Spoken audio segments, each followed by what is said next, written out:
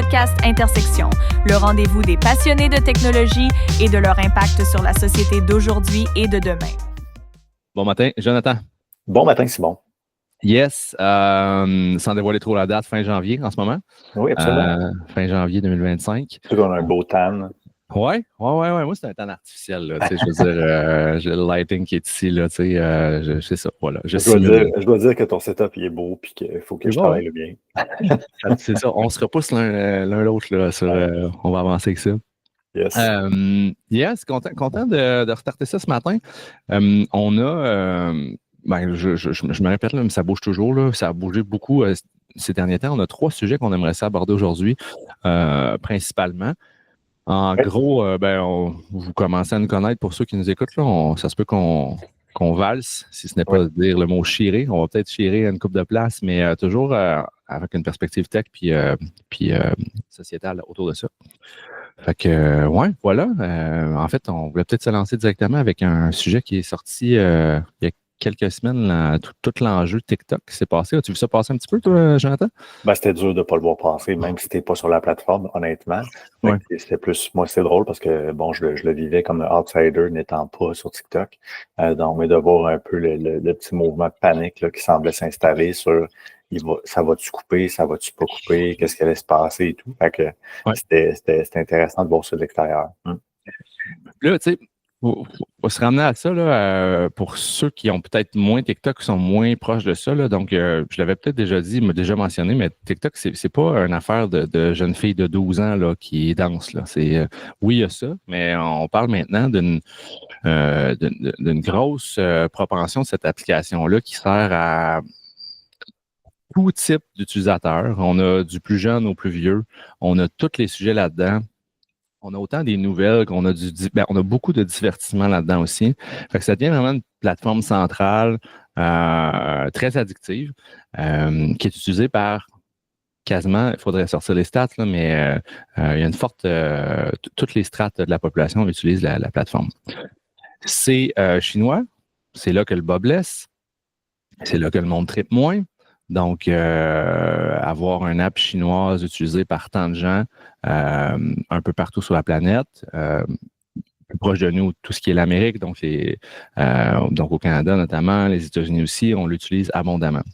Ça fait peur à certains. On se rappellera d'il y a quelques années où est-ce que on avait dit ici au Canada, on avait interdit au niveau fédéral l'utilisation de TikTok sur les cellulaires, les appareils mobiles des gens qui travaillent au gouvernement canadien. Fait que ça a fait peur. Par contre, ça semble s'être adouci quand même avec le temps. Là. C'était un peu rough là, de dire non, mais j'ai vu dernièrement la Sûreté du Québec qui vient d'embarquer sur TikTok là, il y a 2 semaines. Là. Puis je veux dire, on avait interdit ça aux médecins, mais je ne sais pas à quel point c'est encore super strict cette histoire-là. C'est le genre d'affaire que je ne suis pas sûr que c'est si strict que ça encore aujourd'hui. Parce que je ne sais pas à quel point tu as peut-être vu passer certains comptes que finalement on avait interdit. C'est drôle, effectivement, que 2 semaines avant qu'on tombe dans l'idée de l'interdiction américaine, ici, on peut se dire salut, effectivement, la Sûreté du Québec, je pense que c'est ça. La Sûreté du Québec arrive avec son compte. Là. Je trouve que ça envoie un drôle de signal, mais, mais bref, ça pour dire que oui, c'est sûr qu'il y a des enjeux majeurs reliés, dans le fond, à l'information, parce que ces plateformes-là, maintenant, ils ont accès à tout sur votre appareil. Ils sont capables de produire avec des modèles d'analyse. Ils ont accès à beaucoup plus d'informations qu'on le pense. T'sais. Donc, c'est sûr que savoir que c'est des intérêts chinois derrière ça, ça chicote les Américains. Ça chicote tous les gouvernements, sans aucun doute. Mais bon, en même temps, on a une multitude d'appareils asiatiques entre les mains. On a une multitude de plateformes qu'on utilise aussi qui peuvent potentiellement être connectées à des outils. Puis, moi, ce que je trouve le plus drôle de tout ça, c'est, je ne sais pas si tu as porté attention à c'est quoi la plateforme qui a été la plus téléchargée une fois que l'annonce de TikTok s'en venait. Red Note que j'ai installé, j'ai couru, je suis allé m'installer là. Oui. Exact. Puis, ce qu'il faut savoir, c'est que Red Note, c'est aussi asiatique. Donc, c'est à la limite, quand tu popes ça, mon gars, là, il n'y a pas plus asiatique que ça. L'app n'était même pas traduite en anglais. Là. Je veux dire, j'ai accepté des terms and conditions en mandarin. Guys, c'est pas j'ai vendu mon âme potentiellement, je sais pas. Là. Absolument. Fait que, ça montre là, au final que dans ce cas-ci, si tu me permets la bonne expression québécoise, on a échangé 4,30 sous pour une pièce. Vraiment, vraiment. C'est pas mieux si les gens se retournent tous vers Red Note, alors que l'idée, c'était de sortir justement un peu d'une certaine surveillance chinoise. Puis là, tu sais, je vais te conter un narratif qui est celui qui est le même que la plupart des utilisateurs de TikTok qui ont vécu dans les dernières semaines. Donc, le gouvernement américain dit, on parlait du 19 janvier dernier, c'était la date où est-ce qu'il y allait potentiellement avoir la décision des tribunaux américains à savoir on coupe tout ça ou on coupe-tu pas ça.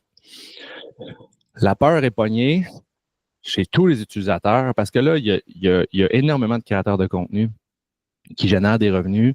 On sortait des stats, j'entendais des reporters parler un peu des...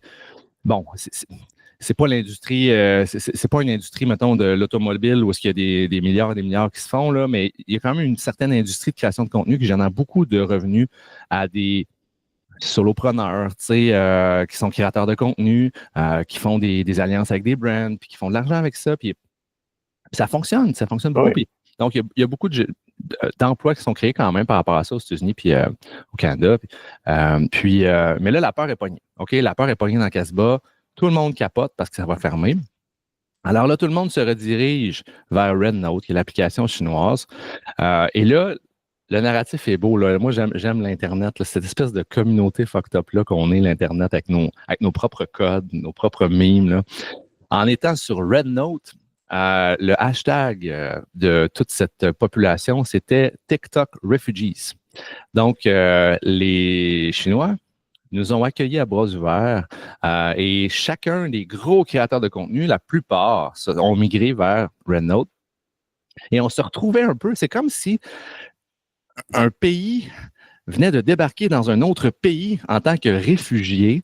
Et là, il y avait de l'entraide, mon ami. Donc, là tu avais des Chinois qui sont capables de parler anglais aussi. Donc là, ils aidaient un peu les nouveaux en leur disant en anglais quels sont les codes, comment ça fonctionne. Voici l'interface, comment ça marche. On vous accueille à bras ouverts. Là, ça comparait un peu. Les Américains qui débarquaient croyaient que dans le fond, les Chinois, c'était si difficile que ça, que la culture était difficile, qu'ils étaient comme des esclaves du communisme et tout ça. Puis là, ils réalisaient que dans le fond, les Chinois, ça va quand même relativement bien. Fait que là, ils se partageaient un peu des réalités qu'ils n'avaient jamais été capables de vraiment... Tu sais, la réalité n'avait jamais été aussi claire que ça. Ces deux peuples-là devenaient à quelque part des amis quand, dans le fond, dans les grandes sphères, les politiques, on est plus ennemis que d'autres choses. Alors, il s'est vécu quelque chose là, mon ami, ça a été assez incroyable. Alors, je peux dire cette année, déclaré haut et fort, je suis un TikTok réfugié. Et voilà, j'ai terre d'accueil en Chine temporairement. C'est pas fini, là, on s'entend. Là. Donc, l'histoire est loin d'être terminée. Donc, rapidement, oui, effectivement, les gens se sont retournés vers RedNote, sont devenus des TikTok refugees comme toi, mais l'arrivée de Trump au pouvoir et les mains sur le volant ont retardé, dans le fond, la menace que le gouvernement américain avait mis en place d'interdire l'application sur son territoire. Ouais. Dans ce cas-ci, après Trump, lui, ce qu'il a dit, c'est non, c'est correct, là, je vais prendre le temps d'y réfléchir. Puis on peut comprendre entre les branches qu'il y a peut-être un certain intérêt, disons, politique de faire plaisir aux Américains qui utilisent l'outil. Puis en même temps, ce qu'on lit entre les branches, c'est la proximité des géants tech avec lui. Puis pour pas le nommer, notre bon vieux Elon, qui lui, se retrouve dans une situation où on sent entre les branches que s'il y a quelqu'un qui est pour l'acheter, ça pourrait être lui, là, qui pourrait acheter la branche américaine de TikTok. OK, oui, il y a ça, mais là, on rajoute les spéculations sont lancées. Il y avait notre fameux, je ne sais pas si tu l'as vu passer, mais MrBeast. Oui, j'ai vu ça, MrBeast qui sortait d'une rencontre apparemment. Le 19 janvier, le bill allait être signé, ce qui n'a pas été fait parce qu'on a une extension de genre 90 jours avant de prendre finalement une décision. Fait que, longue histoire courte, TikTok est encore en vie. Mais MrBeast, 2 jours avant, il faisait un TikTok. Regardez là, je suis avec mon avocat, qui était une floune de 19, là, ça n'avait aucun rapport. Là. c'est ça. Je niaise, mais c'était comme très drôle parce que son avocat n'était pas un old-timer, c'était comme un gars de 24 ans à côté de lui. C'est mon avocat, on a regardé les papiers, là. Puis là, on s'en va signer des grosses affaires parce que on va racheter TikTok. Puis il avait mis dans son title de TikTok, c'était comme Mr. Beast, puis la petite description, c'est Next CEO of TikTok, genre, c'était comme clamé. Fait qu'ils sont une coupe à vouloir racheter la branche, là. Clairement, non. Fait que, écoute, disons que là, ça devient un bon show, là, en même temps, de voir tout ça aller. Puis là, ce que j'ai compris, c'est que dans le fond, Trump avait donné 75 jours de sursis, si tu veux, pour qu'il se passe quelque chose, puis que les négociations continuent. C'est ça. Ça m'amène, dans le fond, aussi à te parler d'un trend que j'ai trouvé absolument fascinant. Je te partage à l'écran, puis pour les gens qui nous écoutent. Dans le fond, ce que je présente à Simon présentement, c'est un peu ce qu'on appelle les last sold de eBay. Donc, les gens sur eBay, il y a des gens qui se sont dit, tiens, il y a peut-être d'argent à faire avec ça, avec des iPhones, où est-ce que TikTok est comme préinstallé dans l'optique où, à partir du moment où il y a le ban, potentiellement, on ne pourra plus y accéder sur le territoire américain pour installer l'application. Ouais, mais cela dit, à l'extérieur, on peut le faire quand même. Donc, on pourrait se retrouver dans une situation où on pourrait avoir TikTok sur le territoire si on a fait un peu le contournement de tout ça. Et dans le fond, tu vois, il y a le dernier téléphone qui s'est vendu avec TikTok installé, s'est vendu ce matin pour la coquette somme de 35 852,50. Hey Joe, le monde est dingue. Le monde est dingue. Et c'est pas le seul, il y en a d'autres, 13 000, 5 000, il y a différentes ventes qui se sont réalisées dans le fond sur eBay. Puis là, je parle pas de gens qui ont mis des prix sur ces appareils-là dans l'optique de peut-être les vendre, mais bien de vendre concrétisées. Ça n'a pas de bon sens. Donc, c'est là que tu vois l'importance, comme tu disais, pour effectivement peut-être de grands créateurs de contenu qui ont des revenus importants de TikTok, d'avoir une alternative un peu face à un genre de mouvement de panique, parce que ce que je trouve quand même particulier, justement, c'est que si on pense que oui, il y a un ban qui se passe du côté des États-Unis, quand même que j'aurais un iPhone 14 avec TikTok préinstallé, si ma crowd n'est plus là, je veux dire, à quoi bon? Je veux dire, les Américains qui sont des influenceurs américains vont avoir prendre une grosse partie de leur propre lectorat, si on peut appeler ça comme ça, qui est aussi américain. Donc, quand même particulier comme réflexe de faire ça, mais j'imagine que quelque part, pour certains, c'est de l'assurance peut-être d'aller chercher un certain minimum de ce qu'ils ont comme revenu. Je t'écoute, puis pour rajouter au narratif, le jour, parce que là, le TikTok a fermé pour les Américains environ 2 heures, 2-3 heures. Là. Le moment où ça a réouvert, puis que les utilisateurs américains aux États-Unis pouvaient le réutiliser, le pop-up à l'entrée stipulait, j'ai pas les mots exacts, là, on le ressortira à la limite, mais ça disait désolé pour votre patience, désolé pour la problématique, merci de votre patience. Il faisait référence à Trump en le remerciant que les pourparlers étaient avec Trump pour garder l'application en vie.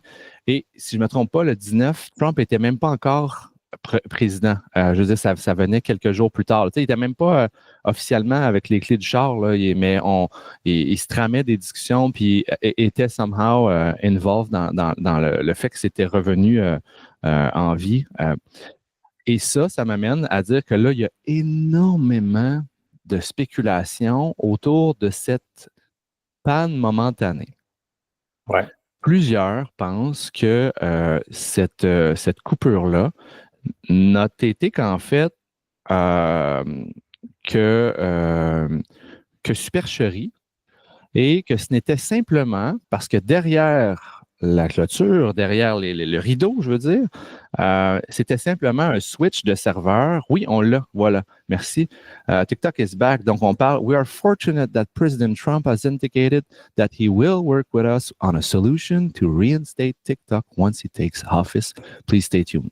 Puis il y a eu 2 messages, en fait. Il y a eu le premier, puis en plus, une fois que le Welcome Back était là, on faisait encore référence au As a result of President Trump's efforts, TikTok is back in USA. Donc, c'était quand même assez particulier. C'est un peu ce que mon collègue, justement, sur LinkedIn, là, d'où j'ai pris la référence, disait, écoute, c'est le best free advert in political history.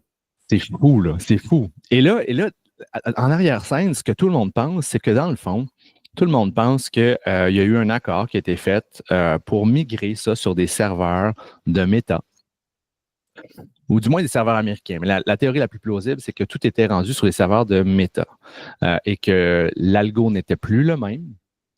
Hashtag propagande, hashtag contrôle du message, là, dans le sens où, OK, on va leur faire cette espèce de 2-3 heures-là. C'est parce que j'ai entendu des gens, des experts informatiques, expliquer qu'un switch d'une plateforme là, numérique, là, quand tu passes ça d'un serveur à l'autre bout du monde, tu ramènes ça ici. Mais on parle de toute la database, tu ramènes ça ici. Tu peux pas. Il y a des affaires que tu peux faire seamlessly que ça apparaîtra pas, mais dans ce cas-ci, on parle de millions, hashtag limite milliards d'utilisateurs, il faudrait aller voir. Là. C'est gros, puis tu veux pas te tromper dans cette histoire-là. Et étrangement, le 2 heures de offline, elle ressemble pas mal à le temps que ça peut te prendre pour faire la migration. Et là, quelques heures avant de faire cette espèce de shutdown-là, TikTok, on a vu apparaître un compte officiel sur TikTok de Facebook. Alors là, les théories du complot sont arrivées. Un compte Facebook sur TikTok avec aucun like, rien, mais qui est apparu là. Là, tout le monde est en train de dire, là, allez sur le compte, si vous avez encore TikTok, allez sur le compte de Facebook dans TikTok, bloquez-le. Vous allez voir, votre algo va revenir comme avant. Parce que là, comme vous avez vu, depuis que c'est back online, c'est plus comme avant. Et force est d'admettre que je dois avouer que moi, personnellement, ma petite personne avec mon algo qui était bel et bien crafté depuis 2 ans et demi sur tout ce que j'aime et que ce que je n'aime pas, ben oui, lorsque c'est venu back online, pour vrai, j'ai vu comme vraiment une différence de la qualité du contenu puis de ce que je voyais. Mais est-ce que ça pourrait pas être simplement lié à la perturbation d'une fermeture aussi courte soit-elle?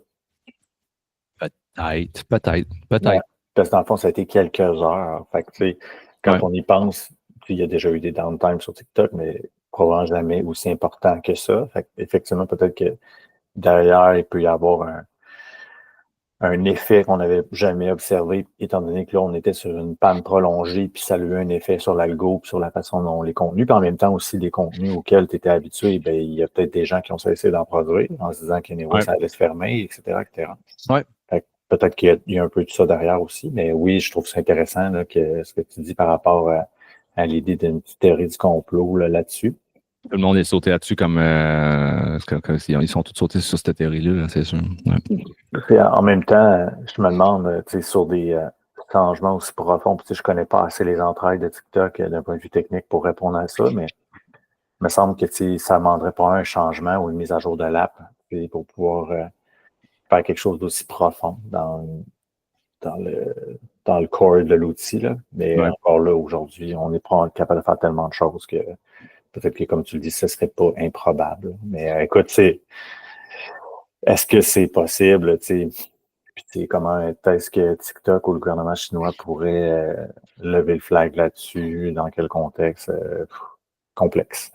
Très, très complexe. Fait que, les paris sont ouverts sur ce qui s'est vraiment passé, puis on le saura peut-être jamais. Mais puis je rajoute une couche, là, je rajoute une couche de beurre de peanut sur le complot. Là. Peut-être que ce switch-là a été planifié il y a longtemps, puis que dans le fond, ils étaient prêts à faire un switch depuis un bout, puis qu'ils nous ont juste ils ont développé, tu sais, là, c'est pas compliqué, mettre 300-400 ingénieurs à créer un algo USA approved, là, puis le jour du switch, tu rapatries le truc, switch l'algo vers quelque chose de nouveau, puis là, that's all, mais on saura jamais. Je pense qu'en fait, le gros de la réponse va venir dans le 75 jours de grâce. C'est-à-dire que si, à terme de 75 jours, on s'enligne effectivement sur un shutdown, ben, ça va éliminer en grande partie ces théories-là. Ouais. Par contre, si on fait comme ben tout est beau finalement, c'est entendu, puis ou qu'on annonce un plan ou quelque chose comme ça, ben, ça peut continuer de donner vie à ces théories-là. Exact. Mais ouais, écoute, les gens ont beaucoup d'imagination quand même aussi. Là. Je trouve ça intéressant comme façon de voir. Puis effectivement, comme tu dis, là, ultimement aussi, est-ce que c'est un compte Facebook, TikTok 100% legit, c'est-à-dire que est bien Facebook, puis si j'étais Facebook, pourquoi est-ce que j'aurais eu besoin de me créer un compte puis de m'afficher ouvertement pour pouvoir faire une manœuvre comme ça? Je veux dire, Oui. Fais ça en arrière, cache-cache. Montre-les pas que t'es là, tu sais, rendu là. je peux me créer un compte avec un pseudonyme totalement random pour être certain que personne puisse faire quelques liens qui soient ce soir. Bon, écoute, je pense que ça génère du buzz. Je pense que c'est bon pour la plateforme aussi. Fait que... Vraiment, vraiment. Fait que peut-être, j'ai juste un petit truc sur le side. En fait, pour clore là-dessus, sur TikTok, ben, ça fait juste encore plus montrer qu'on est dans un. Tu sais, tu parlais de l'économie d'attention. Les yeux sont tous sur cette app-là. Et pour un gouvernement, c'est important de pouvoir avoir son contrôle à l'endroit où une masse de la population grandissante est. Fait que, on va voir où ça va nous mener. Tu sais, je veux dire, les Américains actuellement, ou même le Canada, whatever, on n'est pas mieux que les autres, là, dans le sens où on chiale bien sur la Chine. Puis, je ne vais pas nous comparer à la Chine, là, mais ça reste que l'exercice d'un contrôle sur des outils comme ça, c'est pas nécessairement ma vision de la liberté non plus. Non, mais non. C'est particulier. Puis, si tu me permets, même, je ferai une petite parenthèse. Je ne sais pas si tu as observé sur tes propres réseaux, particulièrement dans les 48 dernières heures, la quantité de personnes qui ont migré ou qui se sont affichées pour Blue Sky en annonçant qu'il y avait peut-être l'intention de quitter Facebook. J'ai pas vu, mais... Écoute, moi, de mon côté, je te dirais là, que je suis comme particulièrement étonné. Là. Je vois beaucoup de gens qui disent « Ah, ben, tu sais, ça semble être la seule plateforme qui reste parce qu'actuellement, il n'y a pas de géant derrière. » Fait que je suis en train de réfléchir. Fait que je me suis créé un compte là. On s'entend qu'on n'est pas dans le même genre d'outils du tout. Mais les gens, entre autres, qui veulent plus se connecter sur un média social pour avoir accès à de la nouvelle, en tout cas de ce que je lisais des commentaires de ces gens-là, c'est un peu ça. C'était comme, hey, ben, tu sais, vu que ici, c'est plus une source de données, puis que de toute façon, je ne tripe pas tant sur ce que j'entends à propos de Meta puis de Zuckerberg actuellement, je vais aller faire un tour du côté de Blue Sky, voir justement si le ciel est plus bleu. Donc, moi, honnêtement, beaucoup de gens qui ne sont pas nécessairement des tech geeks comme toi et moi, que je vois apparaître là, dans mon feed là, sur Blue Sky.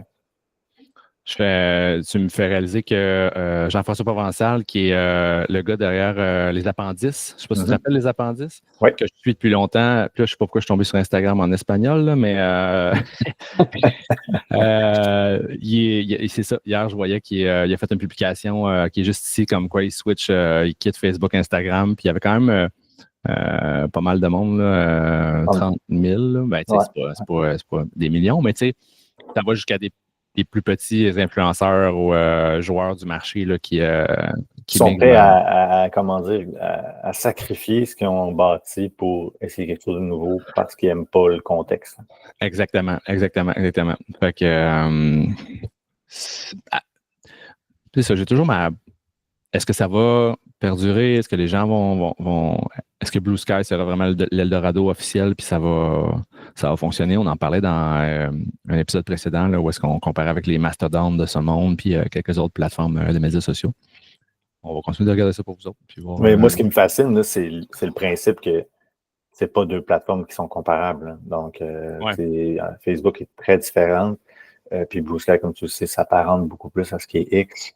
À ce qui est Threads, mais que là, les gens annoncent qu'ils ont l'intention de quitter ces plateformes-là pour se retourner uniquement peut-être vers celle-là. Pour ça vraiment particulier. Puis ce qui me porte à croire que si le mouvement est un petit peu plus avancé, c'est de voir que c'est pas nécessairement des gens que je considère les plus geeks nécessairement sur mon profil ou sur dans mes amis ou mes connaissances. C'est vraiment des monsieur, madame, tout le monde qui commence à se créer des comptes. Là. Fait que un mouvement qui est à surveiller. Oui, qui commence à prendre l'ampleur. OK. Ce qui m'amène à peut-être te faire, je vais te montrer quelque chose, puis tu vas me dire si tu sais c'est quoi. Attends un petit peu, on pop ça ici. Est-ce que tu reconnais ces gens-là? Ben oui. T'écoutais ça étant jeune? C'est Stargate, ben oui, absolument. Bon, ça a été ma première référence quand j'ai entendu le nom. J'ai dit Hey, Stargate, ils ont pris le nom de du truc de science-fiction que j'écoutais. Oui, clairement. Je connais Stargate Sci-Fi. C'est série sci-fi années 90. Mélanger un peu l'Égypte, c'était avec le côté militaire américain, la science-fiction. On était dans quelque chose de vraiment quand même très funky, là, ce qui explique justement un peu la popularité là, du truc. Ouais, ben, ça, c'est notre segue vers Stargate, ce qui a été annoncé quelques jours, en fait, au début de la semaine passée, si je me souviens bien. Bref, fin janvier. Projet Stargate. Fait que là, premièrement. Investissement massif dans les infrastructures. C'était ça, Oui.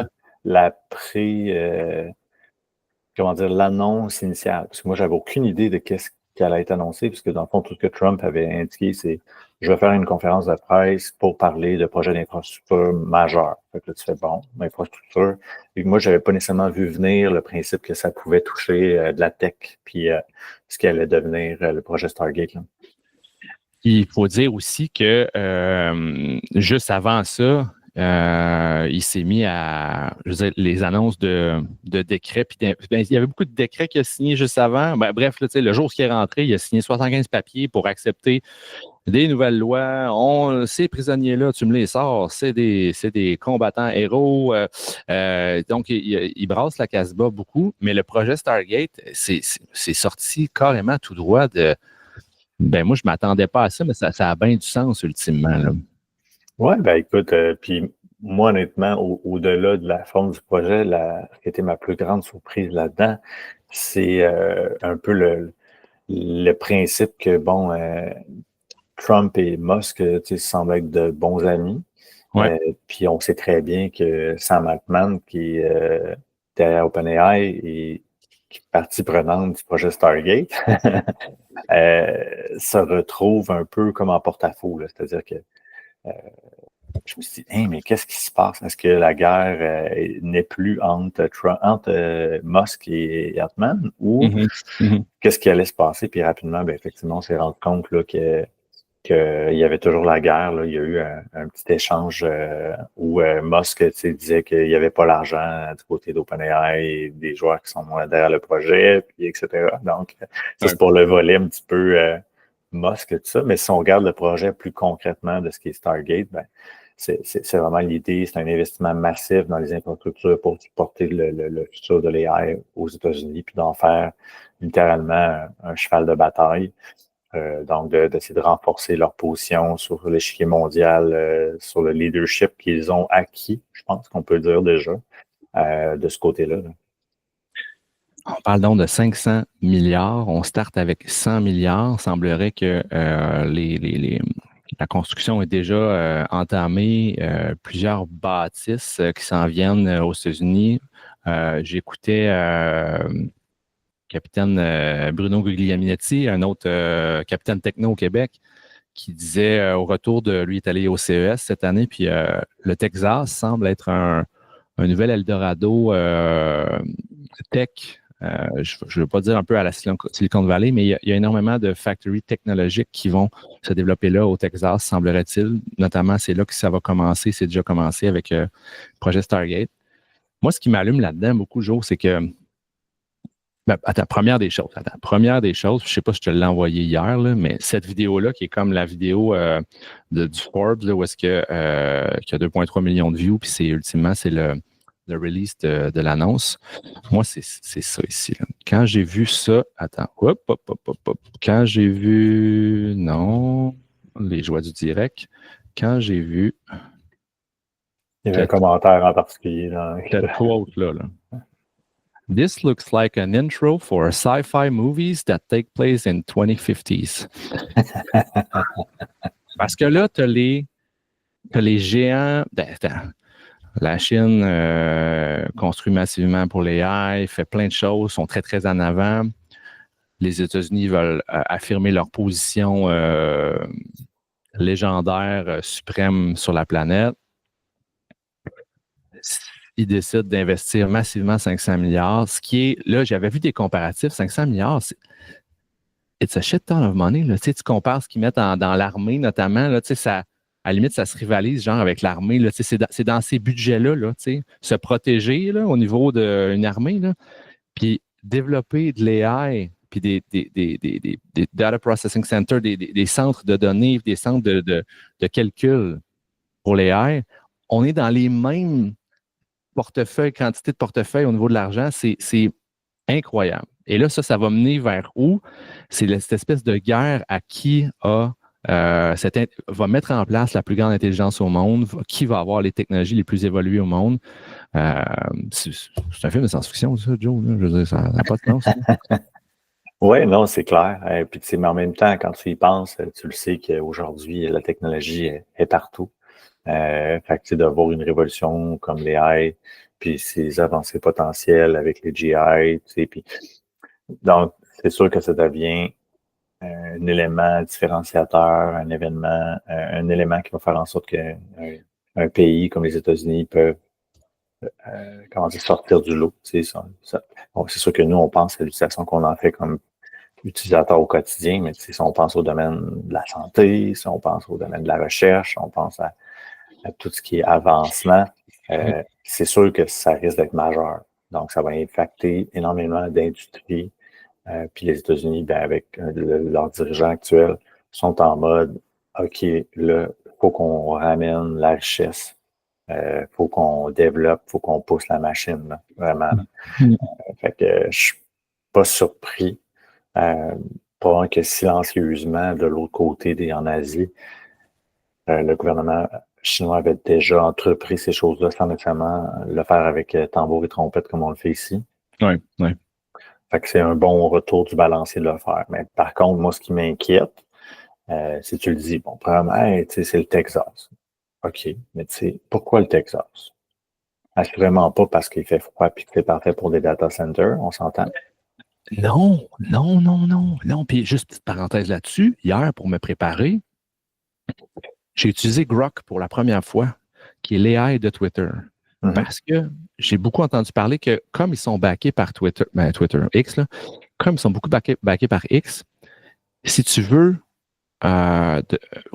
prompter un AI pour avoir vraiment de la donnée sur ce qui se passe au niveau des nouvelles actuelles, Prompt Grok, c'est vraiment intéressant parce qu'il va se baser sur tout ce qui se dit sur X. Puis exact. X, c'est très nouvelle-wise. L'actualité, c'est beaucoup, beaucoup là. Bref, j'ai fait ça et j'ai posé la question. J'ai dit, parce que là, dans l'enjeu, je reviens à ce que tu disais, ça prend énormément d'eau, des litres d'eau, des millions et des milliards de litres d'eau pour s'assurer qu'un data center est refroidi convenablement parce que ça chauffe ces petites bêtes-là, les chums. Là. C'est un warehouse 10 fois comme ton Costco, là, puis ça chauffe, s'il vous plaît. Ça prend de l'eau d'un tuyau pour capter la chaleur puis l'enlever de là. Et moi, de PokéGrok, j'ai dit, pourquoi tu ne vas pas mettre tes centers dans le nord du Québec, en Arctique? Tu fais pas ce qu'il faut pour amener ça à un endroit où il fait froid, tu vas éliminer la problématique. Et bon, j'ai eu une réponse balancée comme quoi, très bonne idée, Simon, c'est vrai que ça serait le fun, mais c'est compliqué, s'il vous plaît, d'amener de l'infrastructure là-bas. Et le fait d'avoir une infrastructure qui est loin de la clientèle qui va l'utiliser, ultimement, il va y avoir une latence. Mais à un certain point, je suis d'accord, ça dépend de ce que tu veux en faire, mais quand tu penses que, mettons, l'AI va servir à une Tesla pour décider si elle fonce dans la mamie de 90 ans ou elle fonce dans le petit gars ou la petite fille qui est sur le trottoir, tu veux que ça soit snappy puis zéro latence, tu sais. Oui, mais ça ne va pas se passer over the air, ce genre de décision-là. Moi, je ne crois pas. Je pense que ça va se décider sur des LLM puis des outils, des trucs qui vont être embarqués sur le chipset de la Tesla, par exemple. Ouais. Sinon, oublie ça, là, c'est majeur. C'est une panne, tout le monde ne peut pas utiliser cette Tesla. Je pense que je trouve qu'il y a beaucoup d'attention. Fait que, moi, l'enjeu de la latence, moi, j'y crois moins que l'enjeu de protectionnisme du pays sur la sécurité nationale et ces trucs comme ça. Là. D'avoir ça au Texas, c'est chez eux, dans la. Ouais, c'est ça. Ouais, bon point. Puis tu as raison, en effet. Je le lisais récemment. Je veux dire, la majeure partie des décisions qui sont prises au niveau AI dans les voitures, il y a un système qui est là. Je veux dire, il ne va pas processer tout ça à l'autre bout de la planète. Ouais, bon point. Mais en tout cas, bref, l'enjeu de la latence, j'ai un petit peu plus de difficulté avec ça. C'est sûr que dans des applications à court terme, mais en même temps, on l'utilise, le web, on l'utilise actuellement. Puis, je veux dire, fait que, je sais pas, j'ai l'impression, on le voit déjà avec des outils qu'on utilise, puis nous, on n'est pas nécessairement à côté du data center, puis moi, j'ai pas l'impression que c'est un enjeu. Là. Non, c'est ça. Étrangement, nous, on va pouvoir utiliser les infrastructures américaines puis pas se poindre de la latence, mais eux, s'ils viennent s'installer ici, la latence devient un enjeu. Oui, absolument. Double discours un peu, mais bon, c'est ça. Ben, je reviens à ta question initiale. Tu sais, pourquoi choisir le Texas? Ben, notamment pour ce que protectionnisme. Oui, je pense que le Texas aussi est un État qui est très ouvert. C'est comme un peu un Eldorado. C'est venez faire vos trucs ici. Nous, c'est un peu à l'image de Austin, Texas. C'est comme. C'est wild. Ici, il n'y a pas de trouble. S'il faut faire des changements, on va les faire. Puis on est exactement, on est vraiment plus dans une approche. Fait que je ne suis pas surpris que ce soit le Texas qui a été ciblé pour ça. Tu vois, je poke ChatGPT 4.0 en ce moment. Pourquoi choisir le Texas pour construire le projet Stargate de Trump? En 3 points, on parle d'abondance de ressources énergétiques. On parle d'infrastructures existantes. Donc, la région d'Abilene dispose déjà d'une infrastructure adaptée pour des grosses installations. Soutien économique et politique. Le Texas offre un environnement favorable aux entreprises avec des politiques incitatives et un soutien gouvernemental qui attire des investissements technologiques majeurs. Ouais.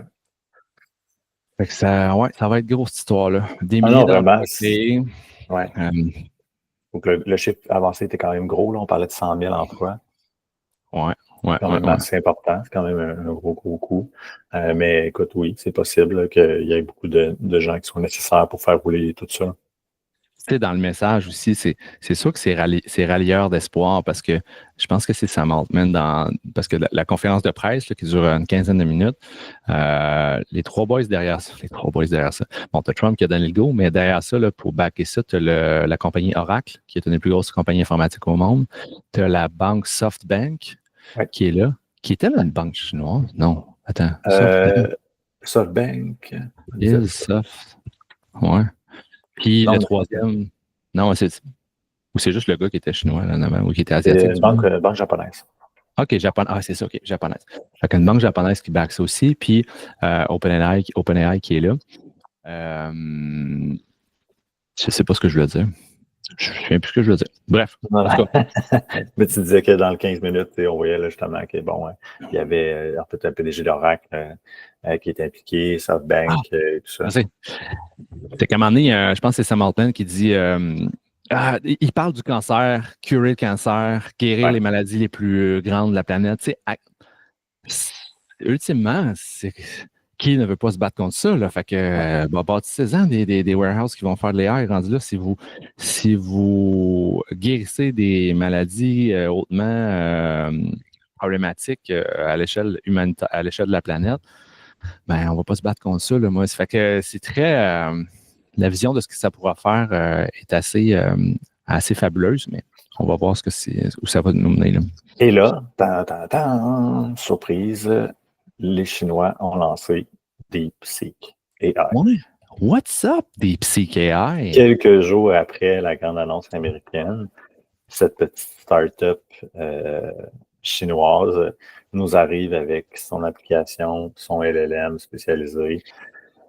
Et ce qu'on réalise, c'est qu'en termes de capacité, on est sur un modèle largement plus petit que ce qu'on connaît d'un ChatGPT, qu'on parle, exemple, de 175 milliards de paramètres. Et on va faire quelque chose de relativement similaire avec un DeepSeek qui est à 33 milliards de paramètres. Donc, là, soudainement, ça vient un peu ébranler les colonnes du temple. Depuis les derniers jours, on entend parler énormément de DeepSeek. On voit que, je pense que l'application est rendue numéro 1 là, dans les téléchargements dans sa catégorie. Donc, un autre joueur qui vient d'apparaître. Puis encore une fois, toujours dans le principe que ça nous vient de nos amis de la Chine. La Chine. Avec DeepSeek R1, la Chine donne une leçon à OpenAI et Google. Oui, non, écoute, là, tous les outils ont été comparés jusqu'à présent. Puis écoute, DeepSeek est vraiment une petite révolution de ce côté-là. Dans un projet qui a été développé seulement sur quelques années, quelques mois, versus les autres produits qui sont en travail depuis un bon moment. Ouais, c'est ça, le comparatif est vraiment Les paramètres, assez. ouais. Les paramètres 37 milliards pour la version 3. Je sais pas c'est quoi Qwen, mais Llama, c'est Meta. On Ouais. parle de 405 milliards. Eux, on le Lui, sait il est pas, mais gigantesque. puis eux autres, ChatGPT le dit pas, mais tu sais, de ce qu'on a, c'est autour de 200, probablement. 200 milliards de paramètres. Ouais. et ils clament que c'est open source aussi, là. Ouais. Fait que télécharge ça, mon chum, garde-toi avec ça. Puis, Ben, écoute, c'est sûr que je vais aller jouer dessus un peu par curiosité pour voir un peu la différence avec l'outil. Mais bon, je trouvais ça quand même très drôle là, de voir que les Asiatiques trouvaient une façon de venir jeter de l'ombre un petit peu sur le USA Proudness d'arriver, de dire tu sais, investissement massif, on a Sam Altman, ChatGPT, Oracle, des gros joueurs, Microsoft. Puis ben ouais, salut guys, on a développé un petit tool, installez ça, puis vous en direz qu'est-ce que vous en pensez.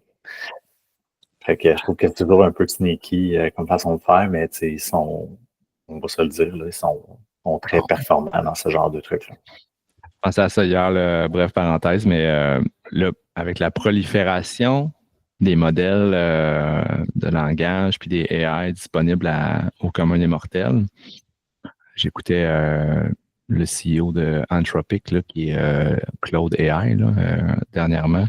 Puis ça me faisait allumer que, tu sais, il y a tellement, tu sais, j'ai utilisé Grok. À date, j'ai utilisé Gemini, Grok, ChatGPT. Dans les prochaines 24 heures, je vais utiliser DeepSeek. Ça devient un peu suivre la patente. C'est pas facile pour le commun des mortels. Puis ils ont tous un peu leur spécificité, ils ont tous un peu leurs points positifs, leurs points négatifs, leurs forces, leurs faiblesses.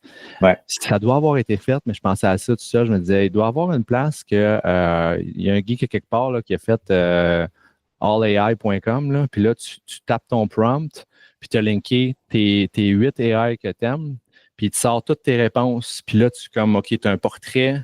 On fait un merge de tout ça, puis il vient de sortir la réponse ultime. Tu vois, je ne m'étais même pas rendu là, Joe. Moi, je voulais juste voir tout. Mais c'est tellement un pattern que, tu sais, on a déjà vu. C'est ça qui est drôle. T'sais, on vit notre moment Netscape, là. Ouais. C'est un peu ça, là. Tu sais, le browser est arrivé, paf, tout le monde s'est mis à faire des browsers, puis à un moment donné, ben, il y en a 2, 3 qui sont sortis du lot, puis les autres sont morts. Je pense que c'est un peu la même chose. Tout le monde se lance dans la course de lancer son propre outil, puis tu sais, là, il y en a partout. Fait que là, qu'est-ce qui va arriver? Bon, on va faire des agrégateurs d'AI. Fait qu'on va se ramasser avec un outil, un Copernic de l'AI. La toile du Québec de l'AI. Salutations aux Québécois qui ont travaillé chez Copernic, qui ont développé ce bel outil-là qui est dans le milieu de la tech, mais clairement, on revoit un peu cette même route-là qui est empruntée, c'est juste la technologie qui est différente. Copernic, Desktop Search, et puis les compagnies existent encore. Là. On fait un petit croche, là, mais oh là là là là, ça nous rajeunit pas cette histoire-là. Ouais, pour ceux qui ne connaissent pas Copernic. Je ne sais pas à quel point je peux sortir un. C'était ça? Voilà, oui, c'était le screenshot de l'interface, exact. Tu voyais les résultats colligés live, dans le fond, sur les différentes plateformes, exact. Mais non, c'est ça, non, en fait, ouais, c'est ça. Mais là, ça, c'est plus récent parce que la compagnie existe encore, puis on parle de recherche sur le desktop, là, tu sais. Mais back in the days, on était plus dans une recherche sur le web, là, à plusieurs endroits, là. Ouais. Anyways, 1999, mettons, 1999. Ouais. Je pense qu'on est plus avec ça, là. Vraiment, ouais. Files, Refine Search. Tu sais, moi, j'ai travaillé dans une shop de SEO back in the days. Fait que, tu sais, j'ai vu, là, tu sais, toute cette quantité incroyable là, de moteurs de recherche qui étaient apparus, là.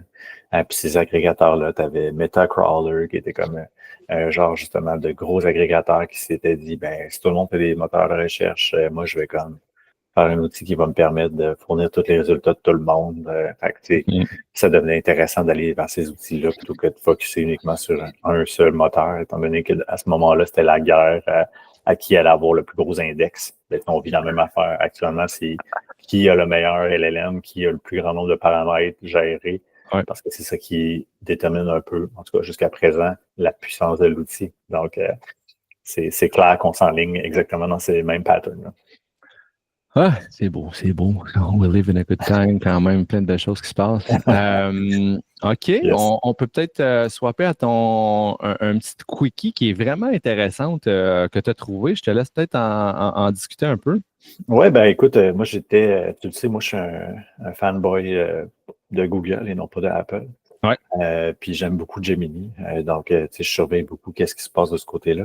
Et la semaine dernière, dans le fond, il y a eu le lancement, dans le fond, du Galaxy, en fait, rien à voir là, dans une première truc, mais je prends la peine de le montrer dans cet ordre-là. Mais si on va sur le site d'Android, on nous parle du Samsung Galaxy S25 qui est built-in avec Gemini. Attends, là, OK, mais attends, c'est drôle parce que là, moi, je ne l'avais pas vu de cette manière-là, parce que tu me l'avais envoyé côté Samsung, puis là, je trouvais que c'était une vraie pub de Google, ça n'a aucun Christi de sens, mais là, OK, je te laisse aller, vas-y. Donc, super intéressant. Tu sais, dans le fond, pour la première fois, on nous parle vraiment d'un appareil mobile où là, l'AI n'est pas juste un bouton sur lequel on appuie pour poser des questions et obtenir des réponses qui nous amènent ailleurs, mais vraiment comme un outil où là, l'AI est vraiment intégré. Va nous permettre d'utiliser la GenAI directement avec l'appareil, que ce soit au niveau de l'édition photo et tout. Donc, vraiment, on est vraiment dans une approche là, beaucoup plus intégrée. Ce que je trouve très drôle. Puis c'est un peu pour ça que je t'ai envoyé la version Samsung puis que là, je te présente la version Android. Parce que si on regarde la version Samsung, ce qui est très drôle de savoir, c'est qu'on ne parle pas de Gemini du tout. Dans le fond, on nous parle de Galaxy AI, qui est comme l'écosystème qui se veut, évidemment, celui de Samsung.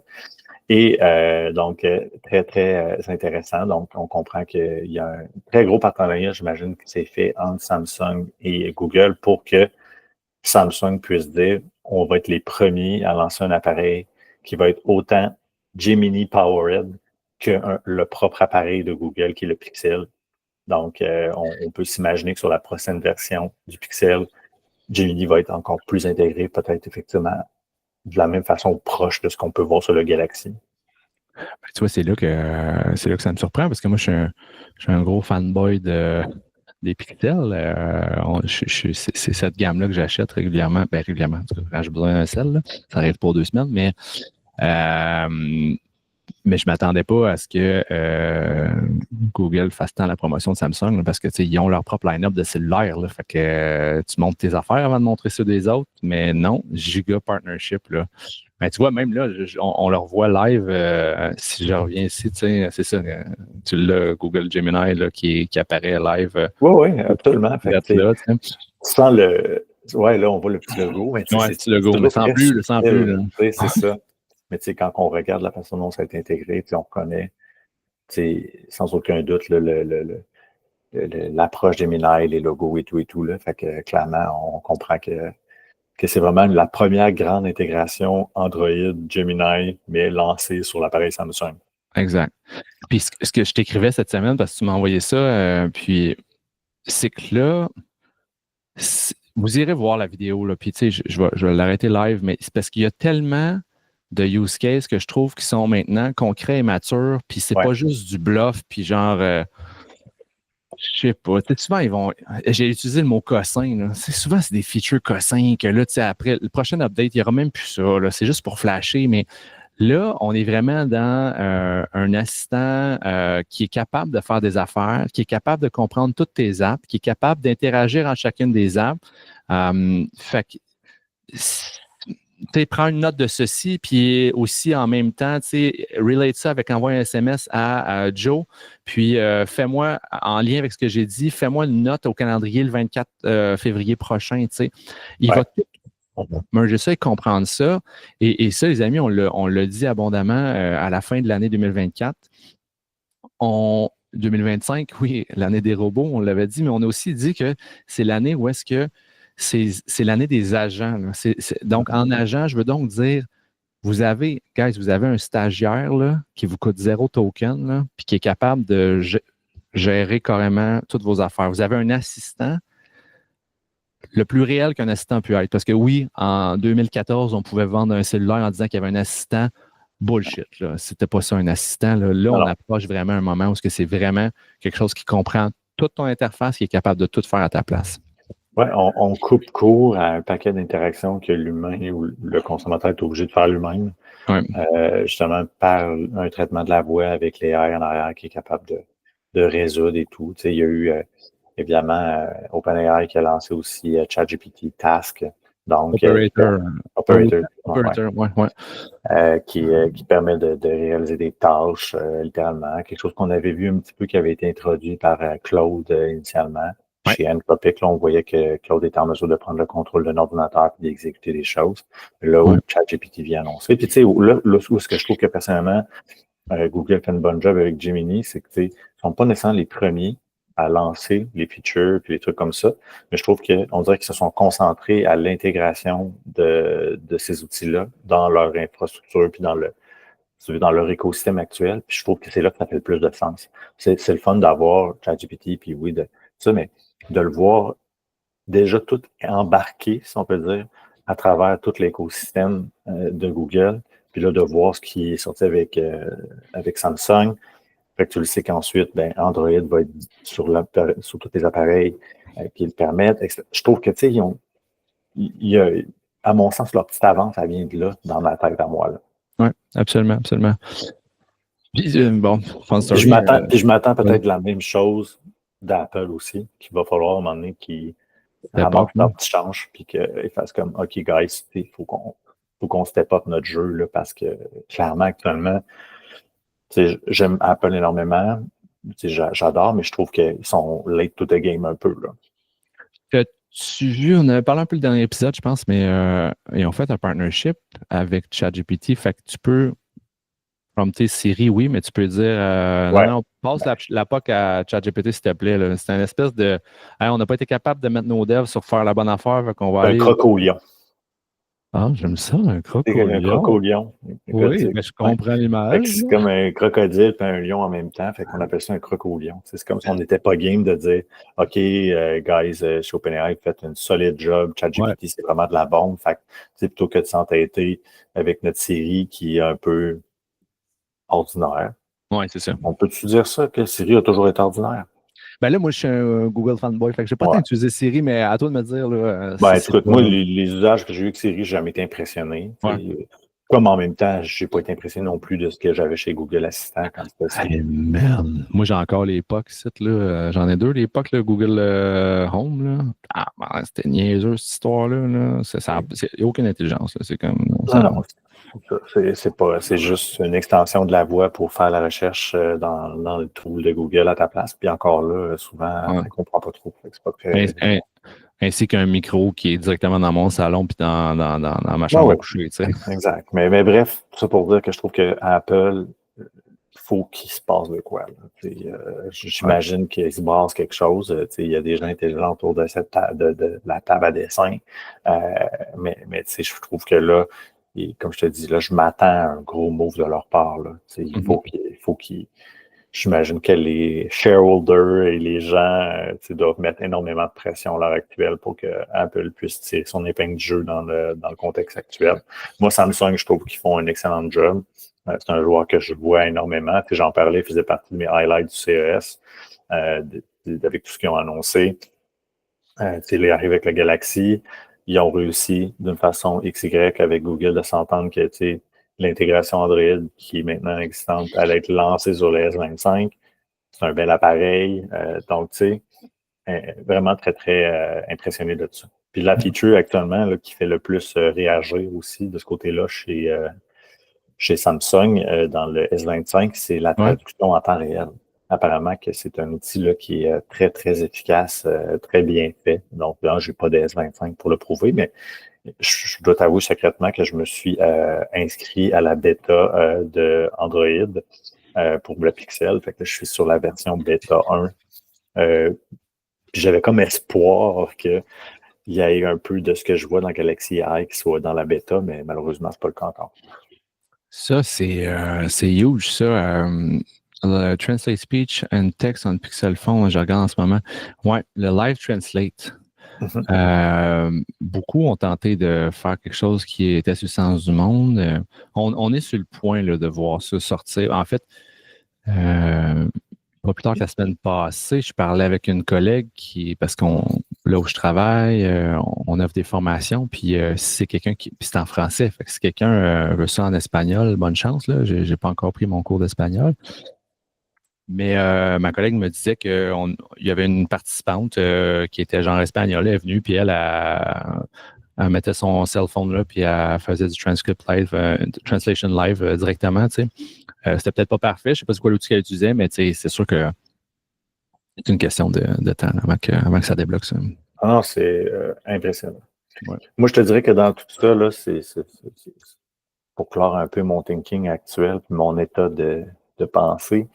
Ce qui me chicote, là, c'est un peu le contexte dans lequel on s'amorce sur le développement de tout ça.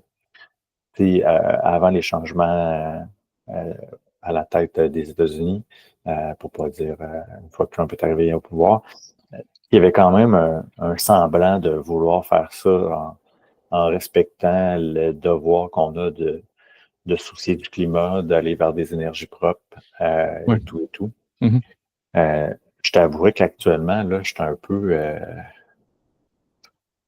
ébranlé dans mes valeurs, dans le sens où je me dis, Caroline, là, on abandonne l'accord de Paris, on annonce des investissements massifs dans des infrastructures qui vont utiliser de l'eau, qui vont utiliser peut-être un pourcentage d'énergie propre. Puis de l'autre bord, j'entends quand même Trump scander Drill Baby Drill pour dire, hey guys, on a une masse de pétrole en dessous de nous, il faut qu'on l'exploite, les gaz, alouettes. Pas le contexte dans lequel j'espérais que ça se développe, honnêtement. J'aurais plutôt préféré l'inverse, de dire, hey, ben, on veut un croisement entre l'évolution qu'on a dans la mise en place de l'énergie propre pour soutenir cette technologie-là. Tu sais. Là, j'ai comme l'impression que ça relègue ça au deuxième ou au troisième rang dans le roadmap. Là. Je sais pas si tu as ce feeling-là. Mais... Ben, surtout quand que tu vois Trump qui arrive, puis sans tambour ni trompette, signe tout, il va, tu sais, on va lui donner quelque chose, là. Il est bon pour que quand ça avance sur un moyen temps, mais ça avance au détriment de plein d'autres affaires autour, là, tu sais. Fait que cette espèce de crainte-là que tu as, cette espèce de. En tant qu'humain, avec si on n'a rien qu'une planète, là, ben, on peut-tu faire bien les choses, puis on a vraiment de la misère à se rallier tous à des bons choix conscients, puis avoir un bon chemin qui va moins impacter les générations futures, mais moi, je suis d'accord avec toi qu'il y a des choix qui se font présentement qui sont vraiment à l'opposé de tout ça, en se souciant pas de tout le contexte là autour. Là. C'est comme si on s'était dit chez nos voisins que l'Asie puis l'Inde, pour pas les nommer, sont des pays qui sont loin d'être où on était en termes de considération sur comment dire l'impact puis la nécessité de faire des changements radicaux pour y arriver. Ouais. C'est comme si on s'est dit, ben nous aussi, la barre, on abandonne, puis on fait comme tout le monde, puis il arrivera ce qui arrivera, maintenant on va tous se réveiller, puis il se passe de quoi, tu sais. C'est mon petit volet et société de l'intersection. Mais j'en rajoute une légère couche, là. Est-ce que tu connais le channel du gars 7 jours sur Terre? Oui, ça me dit quelque chose, effectivement, mais j'ai pensé ça jadis, mais pas régulièrement. Je me rappelle pas son nom. Ce gars-là a monté son channel à 426 000 subscribers sur YouTube. Il fait dans la vulgarisation politique. Il explique un peu les contextes géopolitiques, géosociaux, tout ce qui se passe sur la planète Terre. Beaucoup de bons stocks. Honnêtement, j'ai pas tout regardé ce qu'il fait parce que ça tire sur le contexte de tout ce qui se passe, mais toutes les guerres qui se passent ou les enjeux de société dans d'autres cultures, il les couvre. Puis il a sorti il y a un mois une vidéo qui s'appelle Mon pays, ce n'est pas un pays. Là. Au moment où on parlait de Trump qui se targuait de dire hey, ça vous tente de devenir notre 51e État. Fait en 27 minutes, il nous dresse un portrait de qui nous sommes comme société au Canada, mais aussi le Québec. Fait qu'il nous amène ça jusqu'à, regarde, à peu près à la moitié, là, rendu à 13 minutes sur 27, il est rendu à René Lévesque. Là. Et après ça, il explique tout le contexte de on est américain bien qu'on le veuille ou qu'on le veuille pas présentement, un peu. Puis là, je vais vous laisser aller l'écouter parce que je ne veux pas spoiler le truc, puis t'iras regarder ça, Joe, si tu veux, en ce sens où qu'on devienne officiellement, on est officiellement le 51e État, on est extrêmement teinté des États-Unis, sous plein de pans. Puis là, tu regardes aussi le backlog de toute l'histoire qui nous a menés à jusqu'ici. Ça donne une espèce d'aura aussi où... Mais c'est difficile de faire autrement quand tu es sur le même continent et que c'était sur le voisin. Exactement, c'est ça. Que tes autres voisins sont séparés par l'Atlantique ou le Pacifique. C'est plus compliqué à ce moment-là de dire c'est la proximité géographique qui fait effectivement comment on a été teinté par nos voisins, clairement. Oui. Bref, on pourrait repartir sur une autre heure, mais on va laisser les gens l'écouter. Oui. On en reparler une autre fois. Cool, ben ça fait un bon wrap, je pense. Au niveau des actualités techno, Joe, toi de ton bar, ça te va aussi? Oui, tout à fait. Écoute, encore une fois, merci. Je prends la peine de remercier tous ceux qui nous lisent, les petits messages des gens que je connais ou qui sont des connaissances des fois un petit peu plus loin, qui me disent « Hey, j'ai écouté ce que vous faites, c'est cool, continuez, tout ça. » Fait que c'est toujours bien le fun quand vous nous le dites. On s'amuse toujours autant, puis on espère que nos perspectives là-dessus vous intéressent. Fait que gênez-vous pas, c'est des sujets, encore une fois, ou des trucs que vous aimeriez entendre ou qu'on analyse. Donc, ça va nous faire plaisir de vous écouter. Énormément. J'ai le même sentiment de mon côté. Il n'y a pas une personne que je croise pas, que ça fait longtemps que je n'ai pas vu, qui me dit « Hey, je vois ça, c'est cool, lâchez pas les gars. » Fait que vraiment très cool. Puis, sans trop spoiler le futur, on devrait, dans les prochaines semaines, accueillir nos premiers invités au podcast Intersection. Fait qu'on regarde la surprise, mais ce sera donc un épisode à venir en studio avec invité sur un sujet passionnant. Radiant. Première pour nous. Yes. Faut pas qu'on se fourre là, sur le site de gear. Là, Fait que, bonne semaine, Joe. À très bientôt. Bonne semaine tout le monde. Bye bye. Yes.